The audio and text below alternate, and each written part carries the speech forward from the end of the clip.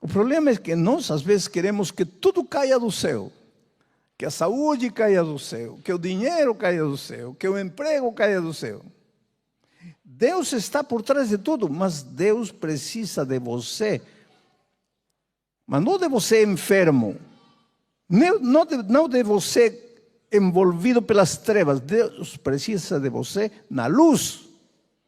Aí você é o próprio instrumento que Deus tem para encontrar as coisas boas para você.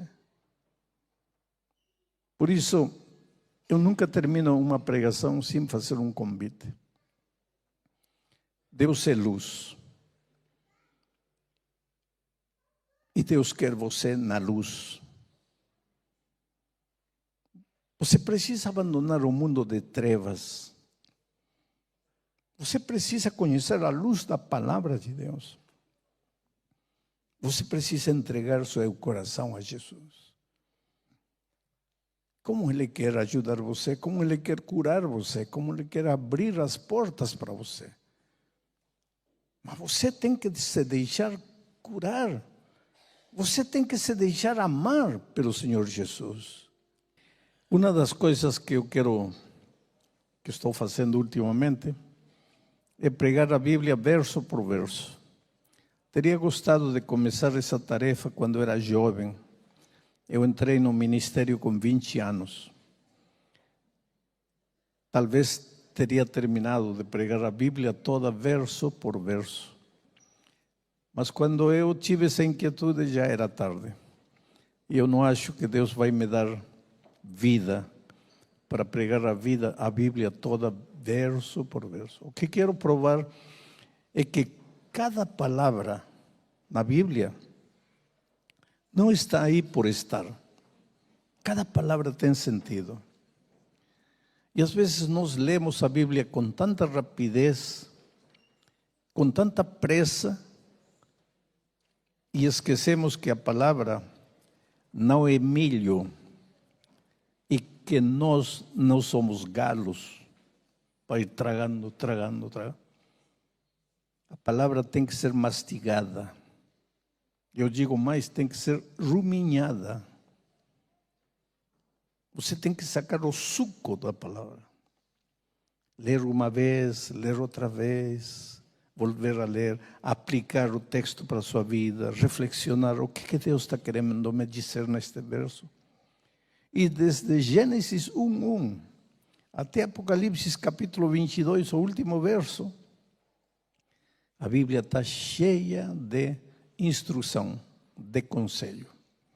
Então vamos ao texto bíblico. He pedido que coloquem o texto na tela, porque quero que vocês acompanhem o texto. Eu vou ler com vocês. O 1 de João, capítulo 1, o verso 5 diz assim: ora, porque diz ora. Esse não é hora de orar, é hora de agora, não? Ora, é como dizer, já que eu falei tudo que falei aqui, agora vai entender o que vou falar. É isso que João está dizendo. Esse ora é uma interjeição para fazermos meditar, reflexionar. E para entender o que vai vir agora, é preciso entender o que veio nos versos 1, 2, 3, 4. Bom, ora, a mensagem de parte dele, de quem dele? É que os primeiros versos estão falando do verbo de Deus, do Filho de Deus, do Senhor Jesus Cristo. Então agora diz, ora, a mensagem que da parte de Jesus recebemos, a mensagem que temos ouvido e agora vos anunciamos é esta. O resumo da mensagem, qual é? Que Deus é luz e não há nele treva nenhuma. Vamos analisar isso depois. Seguinte verso, o verso 6. Se dissermos que mantemos comunhão com Ele, com Jesus, e andamos nas trevas, mentimos e não praticamos a verdade. Isso porque tem muita gente que diz, estou em Cristo e continua vivendo tudo errado, então está mentindo, não é verdade. E o último verso, o 7 diz: se porém andamos na luz, como Ele, Jesus, está na luz, mantemos comunhão uns com os outros. Quer dizer que se você está em Cristo, na luz, na casa, vai haver comunhão, vai haver unidade. Não vai estar brigando com a esposa, brigando com o marido, brigando com o filho, brigando com o pai. Na empresa, não vai estar brigando com o patrão, não vai estar brigando com o empregado. Na vizinhança, não vai estar brigando com comunhão. Isso se você andar na luz, assim como Jesus é luz. Diz: se porém andamos na luz como Ele está na luz, mantemos comunhão uns com os outros. E o sangue de Jesus, seu Filho, nos purifica de todo pecado.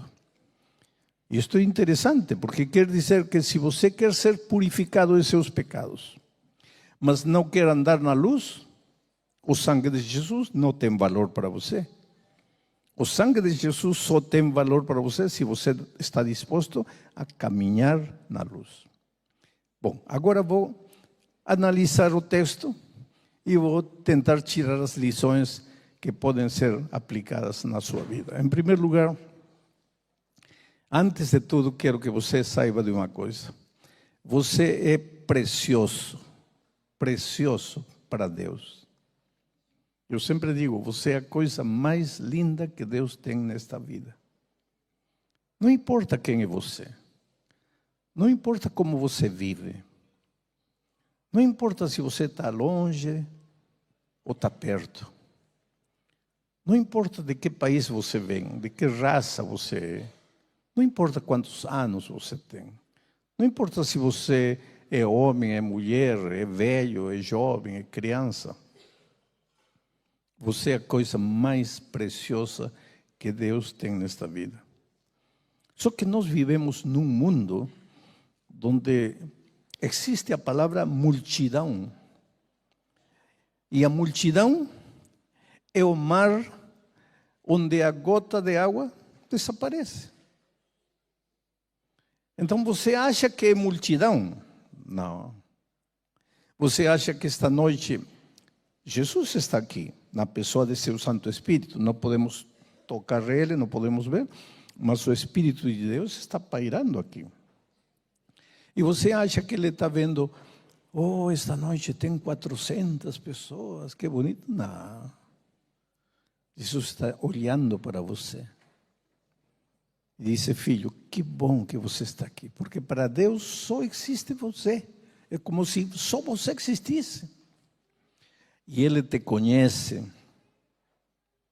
E te conhece como às vezes você mesmo não se conhece. Alguma vez você já falou: ai, não sei o que acontece comigo, porque faço tanta besteira. Falamos assim na vida diária, hein? Tanta besteira. Eu não me compreendo. Claro, você nunca vai se compreender. Mas Deus compreende você. Porque Deus conhece você desde quando você estava no ventre da sua mãe. Acaso você nasceu sem propósito na vida? Não. Outro dia encontrei um rapaz, e eu estava falando isso em Algarve, que ficava triste porque disse que quando nasceu, ele não conheceu o pai, não conheceu a mãe. A sua mãe jogou ele no lixo, envolvido em papel de jornal. E ele chorou, aí um policial viu ele, levou ele, auxiliou ele. E a notícia saiu na televisão, e um casal que não tinha filhos e que andava pedindo a Deus um filho, e Deus não dava filhos, quando viu a notícia, correu. E as autoridades, depois de uma análise, entregaram a criança para eles. E eles criaram com tanto amor, com tanto carinho. Só que nunca falaram que ele tinha sido adotado. Então ele sempre pensou que eles eram seus pais. Mas esta multidão na qual vivemos, Esta sociedade é cruel. Este mundo é ruim, é mau. E alguém na escola, num momento de discussão com o menino, fala para ele: quem é você? Você nem sequer sabe quem é seu pai, quem é sua mãe. Você é adotado. E aquilo foi uma bomba para o menino. Porque ele sempre pensou que seu pai e sua mãe eram pai e mãe de sangue. Saiu correndo, entrou na casa. Quero a verdade, me digam a verdade. Eu sou adotado. Coitados dos pais, ficaram desesperados. Sou adotado ou não? Filho, mas que importa isso? Não, sou adotado ou não? Um dia disse ao pai, que é membro da igreja: por que vocês nunca falaram? E ele disse: por amor. Nós amamos ele. Para nós, ele não é adotado, é o filho de nosso sangue. E como amávamos, não falamos a verdade. Meu querido, vou abrir parênteses para dizer uma coisa.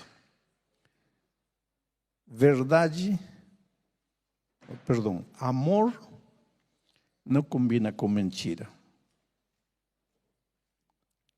Pensa nisso.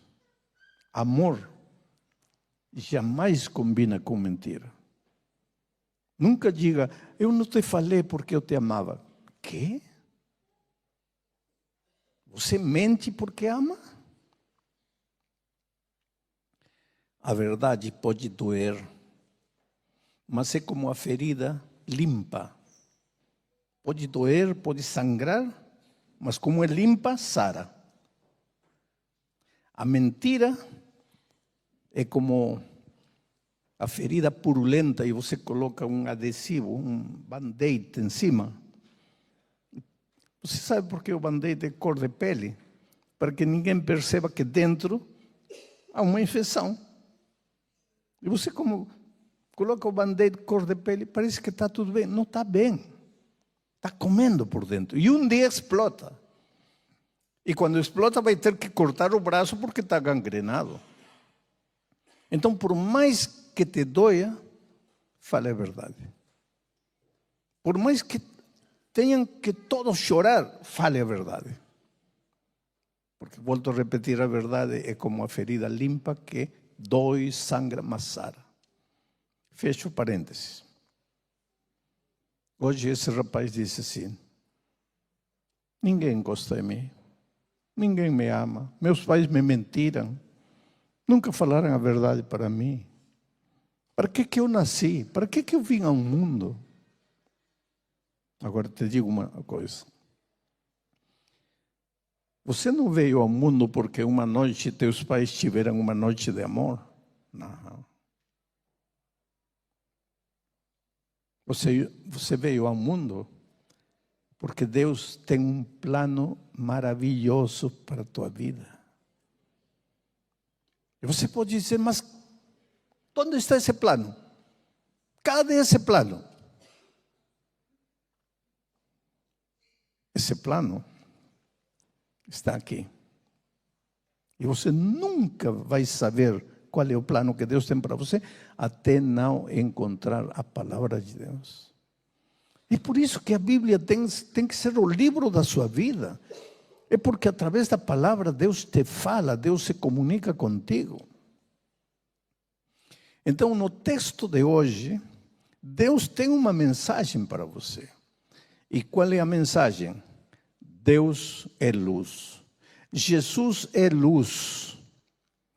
E se você diz que conhece Jesus, e você ama Jesus, se você entrega a sua vida a Jesus, tem que andar na luz, não pode andar nas trevas, porque em Jesus não há trevas. Agora, essa mensagem não é de João, essa mensagem é de Gênesis. Moisés escreveu a mesma coisa.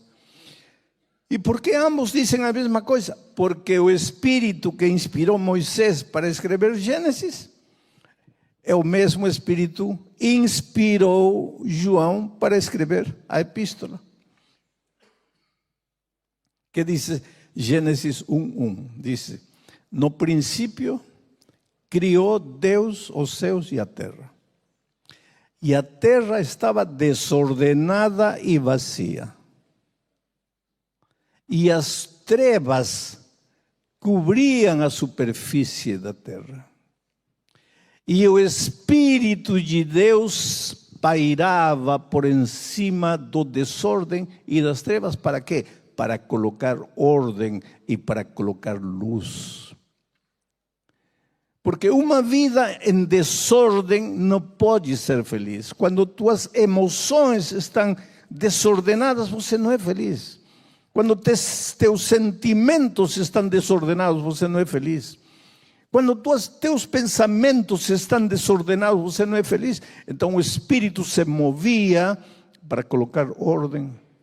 Então o verso 3 de Gênesis 1 diz: e Deus disse, seja a luz, e a luz apareceu. Nós fomos criados para a luz, para andar na luz, para sermos luz no mundo em que vivemos. Não para contagiar-nos das trevas que nos rodeiam, para sermos luz. E então, Gênesis diz, e Deus disse que a luz era boa. E agora, João, séculos depois, repete o mesmo conceito. Luz. Alguma vez você ficou em trevas?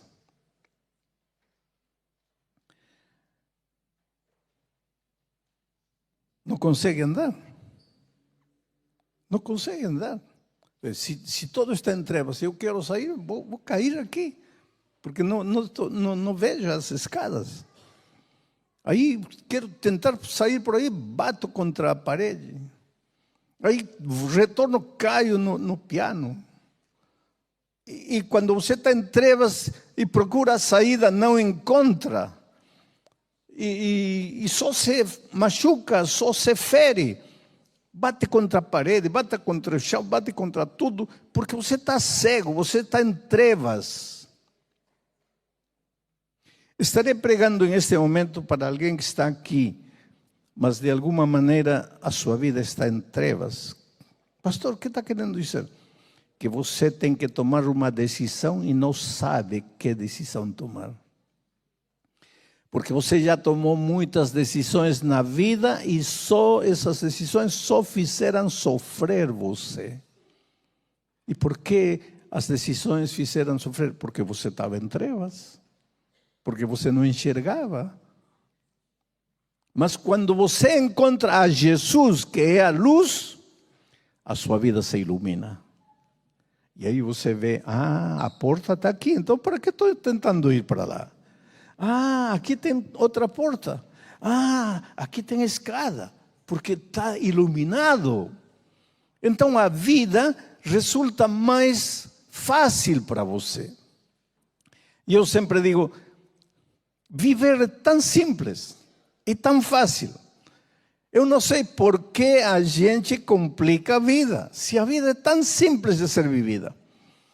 Mas pastor, deve ser para o Senhor, porque todo mundo ama o Senhor. Não. Primeiro, nem todo mundo me ama. Tem muita gente que me condena, tem gente que me critica, tem gente que me agrede, especialmente na internet. Mas a vida é simples. Em primeiro lugar, se eu estou na luz, para que vou responder a alguém? Para que vou contestar? Para que vou explicar? Não preciso. Porque eu vejo a porta, vejo o piano, vejo uma pessoa zangada. Então, para que vou ir contra? Vou pelo outro lado. É simples viver. Por que o casamento às vezes é uma confusão? Briga por aqui, é que você está nas trevas. E humanamente toma decisões, e essas decisões dão errado. Outro dia uma senhora me dizia: maldita hora que eu casei com meu marido. E ele parecia tão bom. Mas ele é um homem ruim, é um homem mau. E quantos anos levou para você descobrir que teu marido é ruim, é mau? Ah, pastor, em 2 meses já. 2 meses depois de casar já. E antes disso você não viu? Não vi, pastor. Estava em trevas. Tomou a decisão de casar com uma pessoa em trevas. Casou nas trevas. Resultado: a luz da realidade te iluminou, já estava casado. Para remate, já estava grávida. Para remate, veio outro filho. E depois outro filho. E agora queria separar já com 3 filhos. E o marido disse: se você sai daqui eu te mato. Não enxergou isso quando era noivo? Não, porque estava em trevas. As trevas da paixão cobriram. Quantas vezes nós cometemos erros garrafais, fatais, porque não estamos na luz. Agora, se eu te convidar e te dizer assim: vem a Jesus, entregue-se a Jesus, muitas vezes você vai começar a pensar assim: ah, o pastor me está convidando para mudar de religião. Não tem nada a ver com religião, tem que ver com tua vida, querido. Você está acertando todas as tuas decisões, você está muito feliz, não falta nada. Porque outro dia eu estava viajando no avião com um homem e ele dizia que não acreditava em Deus, que Deus era uma muleta para pessoas fracas, que não conseguem viver sozinhas, que precisam de uma muleta. E quando eu falei para ele da salvação, ele disse: salvação de quê, pastor? Eu não preciso de salvação. Tenho dinheiro, tenho casa, tenho carro, tenho família. Salvação de quê? No entanto, ele estava viajando a outra cidade, nos conhecemos no avião, porque seu filho estava internado num sanatório para recuperar drogados. Porque ele não podia tirar seu filho. Seu único filho, ele não podia tirar das drogas. E tinha recebido a notícia de que seu filho tentou tirar sua vida lá no sanatório. E agora ele estava viajando. Mas ele não acredita em Deus. E quando falei de salvação, ele disse: salvação de quê, pastor, se está tudo bem? E depois estava me contando emocionado o seu filho. E eu falei para ele do poder transformador de Jesus. Porque, querido, te digo uma coisa: o poder transformador de Jesus não é utopia, não é teoria, não é palavra bonita que os evangélicos falam. O poder de Jesus é realidade. Você pode ver na Bíblia gente destruída. João, por exemplo, João, quando chegou a ser discípulo de Jesus, era chamado de o filho do trovão. Imagina como era o caráter desse homem para falarem para ele que era o filho do trovão. Não era uma pombinha mansa, era um tipo trovão. Encontrou Jesus, caminhou com Jesus, viveu com Jesus. E quando encontramos ele na ilha de Patmos, já quase com 100 anos, já não falam para ele o filho do trovão, agora falam o discípulo do amor. Em que momento o filho do trovão deixou de ser filho de trovão e se tornou em discípulo de amor? Não vamos saber nunca, mas foi no companheirismo com Jesus. Ninguém pode dizer: este dia minha vida mudou. Não, não, porque a mudança é um assunto de dia tras dia e você não percebe. As outras pessoas que convivem com você percebem que você está mudando, mas você mesmo não percebe. Mas o Evangelho é transformação. Jesus, quando você encontra Jesus, abre seu coração e aceita, Ele te tira das trevas e te traz a seu reino de luz. E agora, com os olhos que enxergam a realidade da vida, você não comete os erros que sempre cometeu. Porque a verdade é que tem gente que chega ao final da vida, porque isso me disse um homem um dia que estava saindo de um estádio depois da pregação, estava indo ao estacionamento para pegar meu carro e ele correu atrás de mim e me disse: pastor, hoje é meu aniversário, estou fazendo 60 anos. E nestes 60 anos eu não construí nada. Fui rico, tive dinheiro, destruí tudo, acabei tudo. E hoje, esta manhã, me olhei no espelho, estou velho, 60 anos. Se até os 60 não construí nada, o que eu vou fazer daqui para frente? Já velho. E quando estava olhando-me no espelho, ouvi na televisão a notícia de que esta noite ia haver reunião, esta pregação aqui no estádio. Por isso vim. Eu falei, mas esta noite eu fiz um apelo para se entregarem a Jesus. Você se levantou, você veio à frente. E ele disse: sim, pastor, eu fui à frente. Mas e agora o que vai acontecer na minha vida? Falei: não sei. Mas se você se entregou a Jesus esta noite, em 5 anos, Deus pode devolver para você tudo o que você não fez na vida inteira. Fiz uma oração com ele e fui embora. Passou 1 ano, 2 anos, 3 anos, 4 anos. Eu estava pregando no centro de convenções de Orlando, na Flórida. E quando terminei, saí por trás, estava indo a pé a meu hotel, porque meu pé estava a 100 metros, meu hotel estava a 100 metros do centro de convenções. E de repente sinto que alguém corre atrás de mim. Um homem grandão me abraça e começa a chorar. E me disse: pastor, ¿se lembra de mim? Não. Há 5 anos atrás, no estádio da Portuguesa, em São Paulo, eu procurei o Senhor no final. E eu me lembrei imediatamente. Falei: você é aquele empresário que estava falido, que não tinha nada. Sou eu, pastor. E o que está fazendo aqui nos Estados Unidos? E ele me disse: pastor, o senhor não lembra o que me falou aquele dia? Não. Eu orei contigo, mas não lembra o que me falou? Não me lembro. Ele me disse: o Senhor me falou, se hoje você entregou a vida a Jesus, em 5 anos, Deus pode te devolver o que você não fez em toda a sua vida. E pastor, hoje é meu aniversário. Hoje eu estou cumprindo 65 anos. E desde o dia que eu conheci o Senhor lá no estádio, já passaram exatamente 5 anos. Falei: não tenho emprego, pastor. Por que não tenho emprego? Neste país ninguém vive sem emprego. E ele sorriu e disse: pastor, sabe por que não tenho emprego? Porque eu sou dono da minha própria empresa aqui nos Estados Unidos. Eu dou trabalho para mais de 100 pessoas. Eu dou emprego para mais de 100 pessoas.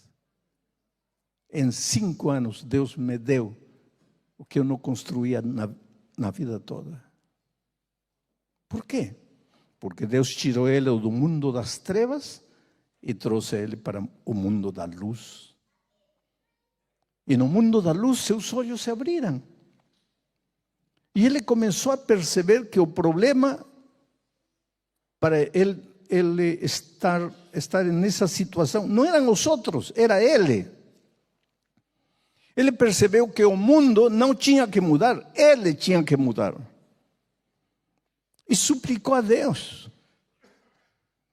E disse: pastor, comecei a estudar a palavra de Deus e descobri o plano que Deus tinha para a minha vida. E minha vida estava toda errada, pastor. Então comecei a seguir os conselhos divinos na sua palavra. E tudo começou a dar certo. E lá no Brasil eu não tinha condições de renascer. Por isso larguei tudo, vim a este país. Cheguei aqui no país com $400 no bolso. ¿Para qué alcanza $400 nos Estados Unidos? Mas ele disse, pastor, eu comi lixo aqui para poder sobreviver. Mas Deus me foi abrindo os caminhos. Hoje eu tenho minha própria empresa. Deus te ama, querido. Às vezes, quando a vida bate em você, porque esta vida bate feio, sabe? Esta vida, às vezes, te dá um golpe no fígado que te deixa trastabillando, te deixa assim, sem equilíbrio. Que você, às vezes, você levanta os olhos e diz, Deus, onde você está? Por que me abandonou? Estou sozinho nesta vida. Não, não está sozinho. Deus te ama. Deus quer reconstruir tua vida. Mas quando digo Deus quer reconstruir tua vida, eu não vou dizer, vem aqui que eu vou fazer uma oração por você e tudo vai mudar. Calma, querido. Deus não trabalha dessa maneira. Você vem, se entrega a Jesus, Ele abre teus olhos. E aí você percebe e fala como aquele homem, eu estava errado toda a minha vida e quando encontrei a luz, mudei de caminho e Deus me está prosperando. O problema é que nós às vezes queremos que tudo caia do céu. Que a saúde caia do céu, que o dinheiro caia do céu, que o emprego caia do céu. Deus está por trás de tudo, mas Deus precisa de você. Mas não de você enfermo, não de você envolvido pelas trevas. Deus precisa de você na luz. Aí você é o próprio instrumento que Deus tem para encontrar as coisas boas para você. Por isso, eu nunca termino uma pregação sem fazer um convite. Deus é luz.